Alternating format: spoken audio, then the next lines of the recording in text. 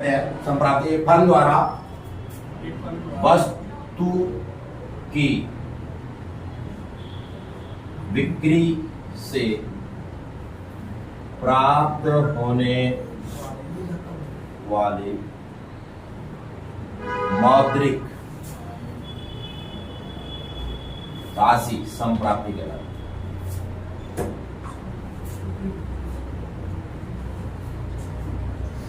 एक फर्म द्वारा अर्थात जैसे कि उत्पादक उसका क्या करता है, उत्पादन करता है, उत्पादन करने के बाद उसे क्या करेगा, बेचेगा। बेचने से जो उसे पैसा रुपया क्या हुआ प्राप्त हुआ, वो क्या कहलाती है, संप्राप्ति कहलाती है। एक फर्म द्वारा उसकी बिक्री से प्राप्त होने वाली मौद्रिक राशि संप्राप्ति कहलाती है। संप्राप्ति, अब जो ये संप्राप्ति होता है, संप्राप्ति जो होता है, इस संप्राप्ति में लागत और लाभ दो के दोनों क्या होते हैं, शामिल होते हैं। इस संप्राप्ति के अंदर लागत और लाभ दो के दोनों क्या होते हैं, शामिल होते हैं। रेवेन्यू जो है, रेवेन्यू के अंदर कॉस्ट प्लस में प्रॉफिट क्या होता है, दो के दोनों क्या होता है, शामिल होता है। यदि हमने लाभ क्या करना है, निकालना है, तो लाभ निकालने के लिए हमें संप्राप्ति में से लागत को माइनस कर देना।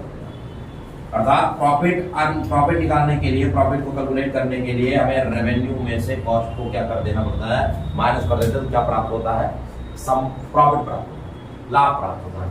तो हमने सीखा संप्राप्ति क्या है। संप्राप्ति किसी वस्तु की बिक्री करने से प्राप्त होने वाली मौद्रिक राशि क्या कहलाती है, संप्राप्ति कहलाती है। संप्राप्ति में प्रॉफिट क्या होता है, शामिल होता है, यानी रेवेन्यू के अंदर प्रॉफिट क्या होता है, शामिल होता है। अगर हमने प्रॉफिट क्या करना है, निकालना है, प्रॉफिट निकालने के लिए हमें रेवेन्यू में से कॉस्ट को क्या करना होता है, माइनस करना होता है। अर्थात लाभ निकालने के लिए संप्राप्ति में से लागत को क्या करना होता है, माइनस करना होता है।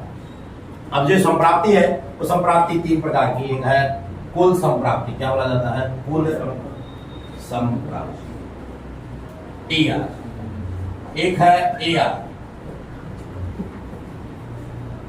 औसत संप्राप्ति, और एक है एमआर, सीमांत। कुल संप्राप्ति, कुल संप्राप्ति अर्थात टोटल रेवेन्यू। टोटल रेवेन्यू क्या होता है, कल्पना कीजिए कि आप मार्कर का प्रोडक्शन करते हैं और आपने 10 मार्कर का प्रोडक्शन किया और एक मार्कर की कीमत 25 रुपए। कितने मार्कर का प्रोडक्शन किया, 10। क्वांटिटी कितनी है, 10, और प्राइस कितनी है, 25। टोटल कितना प्राप्त हुआ, 250। ये आपकी कुल संप्राप्ति है। यह बात एक फर्म द्वारा वस्तु की सभी इकाइयों की बिक्री से प्राप्त होने वाली मौद्रिक राशि का कुल जोड़। एक फर्म द्वारा वस्तु की सभी इकाइयों की बिक्री करने से प्राप्त होने वाली मौद्रिक राशि का कुल जोड़ क्या कहलाता है, कुल संप्राप्ति। जैसे मैंने बोला, आप लोग मार्कर का उत्पादन करते हैं, आपने 10 मार्कर का उत्पादन किया और एक मार्कर की कीमत रखा 25 और आपने 10 के 10 मार्कर क्या कर दिया, बेच दिया। 10 के 10 मार्कर क्या कर दिया, बेच दिया। तो इस 10 को 25 से मल्टीप्लाई कर दिया, यानी गुणा करके कितना क्या प्राप्त हुआ, 250। तो आपके फर्म की कुल संप्राप्ति, टोटल रेवेन्यू कितना है, 250, 250। ठीक है। एक फर्म द्वारा वस्तु की सभी इकाइयों की बिक्री से प्राप्त होने वाली मौद्रिक राशि का कुल जोड़ क्या कहलाता है, कुल संप्राप्ति कहलाता है। एक फर्म द्वारा वस्तु की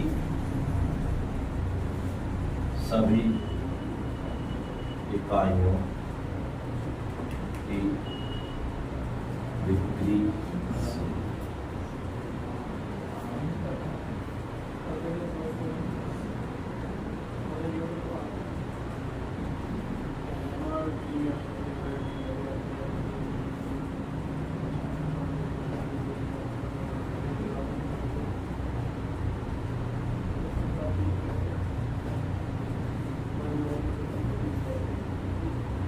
एक फर्म द्वारा वस्तु की सभी इकाइयों की बिक्री करने से प्राप्त होने वाली मौद्रिक राशि का कुल जोड़ क्या कहलाता है, कुल संप्राप्ति कहलाता है। अगला सीमांत संप्राप्ति, सीमांत संप्राप्ति, एमआर। वस्तु की एक अतिरिक्त इकाई की बिक्री करने से, कुल संप्राप्ति में होने वाला अंतर है।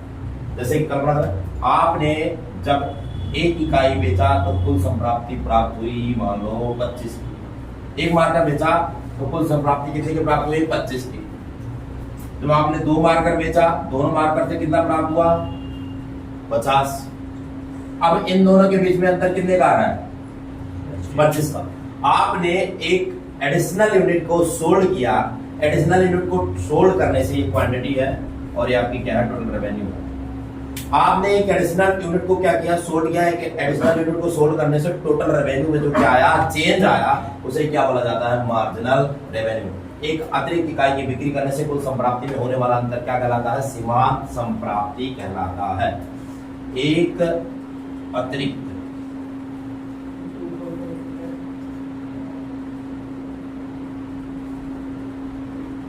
इकाई की बिक्री करने से कुल संप्राप्ति में होने वाला अंतर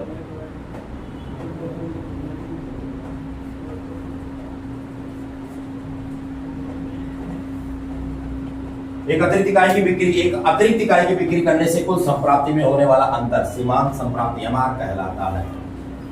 आगे हम पढ़ेंगे औसत संप्राप्ति। औसत संप्राप्ति सीखेंगे हम। औसत संप्राप्ति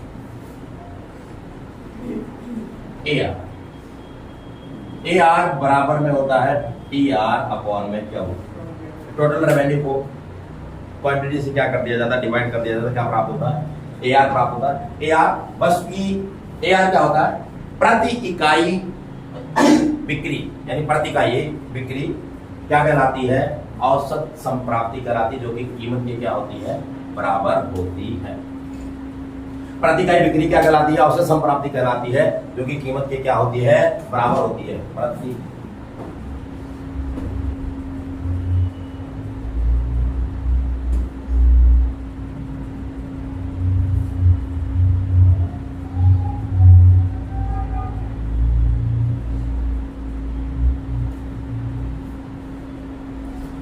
AR बराबर में क्या होता है? TR अपॉन में क्यों? मैंने बोला ये कीमत के बराबर होता है। कैसे?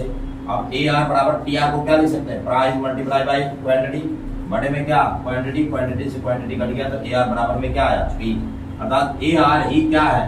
प्राइस। औसत संप्राप्ति ही क्या होती है? कीमत होती है। औसत संप्राप्ति कीमत की क्या होती है? बराबर होती है। प्रति इकाई संप्राप्ति या प्रति इकाई बिक्री, या बिक्री प्रति इकाई संप्राप्ति, क्या? प्रति इकाई संप्राप्ति। प्रति इकाई संप्राप्ति औसत संप्राप्ति कहलाती है, जो कि कीमत की क्या होती है? बराबर होती है। प्रति इकाई संप्राप्ति औसत संप्राप्ति कहलाती है, जो कि कीमत की क्या होती है? बराबर होती है। चल बोलिए।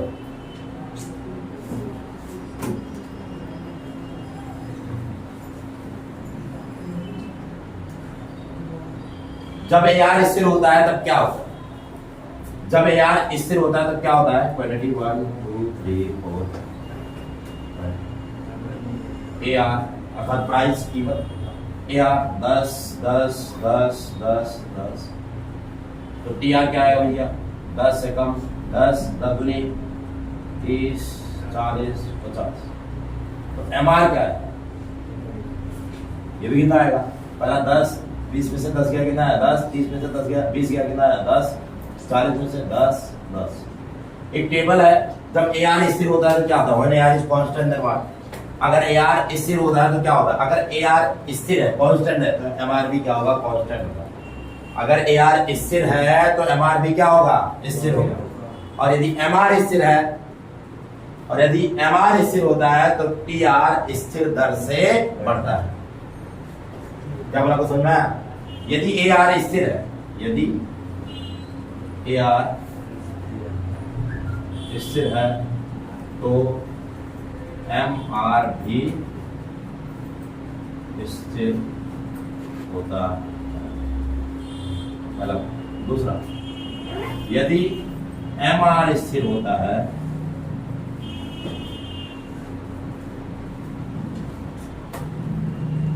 तो टी आर स्थिर दर से बढ़ता है। एम आर वस्तु की एक अतिरिक्त इकाई की बिक्री से टी आर में होने वाला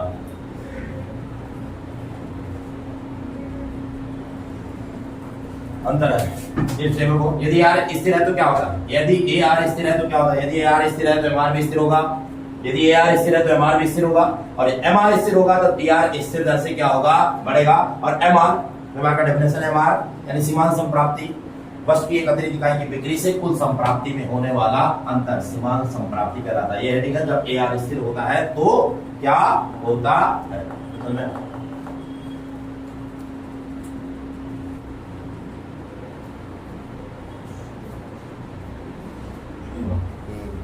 अगले हेडिंग, जब ए आर स्थिर नहीं होता है तब क्या होता है। यदि ए आर स्थिर नहीं है तो क्या होता है, इसके बारे में पढ़ेंगे। Quantity 1 2 3 4 A R 10 9:30 9 8:30 T R 10 19 27 24 M R 10 9 8 7। Table में क्या दिख रहा है, हेडिंग है जब ए आर स्थिर नहीं होता है तो क्या होता है। जब ए आर स्थिर नहीं होता है तो क्या होता है, जब ए आर घटता है, जब ए आर घटता है, when A R decline then M R is also decline. जब ए आर घटता है तो एम आर भी घटता है, जब ए आर घटता है तो एम आर भी क्या होता है, घटता है। और जब एम आर घटता है तो टी आर घटती दर से बढ़ता है, जब एम आर घटता है तो टी आर घटती दर से बढ़ता है। When M R decline then T R increase at diminishing rate. पहला जब ए आर घटता है तो एम आर भी घटता है, जब एम आर घटता है तो टी आर घटती दर से। एम आर में ए आर की तुलना से दुगनी तेजी से क्या होती है, कमी होती है। कैसे देखो, यहाँ पर ए आर कितना कम हो रहा है, 50 पैसा, तो एम आर कितना कम हो रहा है, 1 रुपया। यानी एम आर इससे ए आर से तेज क्या हो रहा है, घट रहा है। समझ में आया तीनों पॉइंट। जब ए आर घटता है तो एम आर भी घटता है, एम आर घटता है तो टी आर घटती दर से बढ़ता है। एम आर में ए आर की तुलना से दुगनी तेजी से क्या होती है, कमी होती है। पहला पॉइंट, जब ए आर घटता है तब एम आर भी घटता है। जब एम आर घटता है तब टी आर घटती दर से बढ़ता है। एम आर में ए आर की तुलना में दुगनी तेजी से कमी। जब ए आर घटता है तो एम आर भी घटता है, जब एम आर घटता है तो टी आर घटती दर से बढ़ता है। एम आर में ए आर की तुलना से दुगनी तेजी से क्या होती है, कमी होती है। या ऋणात्मक हो सकता है, क्या एम आर शून्य या ऋणात्मक हो सकता है, तो इसका रिप्लाई है हाँ, एम आर शून्य या ऋणात्मक हो सकता है। क्या है, क्या एम आर शून्य या ऋणात्मक हो सकता है, क्या एम आर शून्य या ऋणात्मक हो सकता है। हाँ, इसका रिप्लाई यहाँ एम आर भी कैन बी जीरो और नेगेटिव। उसी के नियम की क्या की गई, व्याख्या की गई। जब यहाँ ग्राफ में बनाएंगे, ये एम आर है, पहले घटता है फिर जीरो होता है, जीरो होने के बाद क्या होता है, ऋणात्मक हो जाता है। टी आर पहले बढ़ता है, बढ़ने के बाद यहाँ मैक्सिमम होता है, मैक्सिमम होने के बाद घटना शुरू करता है। ठीक है, जब एम आर घटता है तो टी आर घटती दर से बढ़ता है, जब एम आर घटता है तो टी आर घटती दर से बढ़ता है। फिर जब एम आर जीरो होता है, जब एम आर क्या होता है, जीरो होता है, तो टी आर अधिकतम होता है, मैक्सिमम होता है। तो जब एम आर ऋणात्मक होता है तो टी आर घटना शुरू करता है। जब एम आर घटता है तब टी आर घटती दर बढ़ता है। शांत हो जावे, मौगी हो गया एकदम से।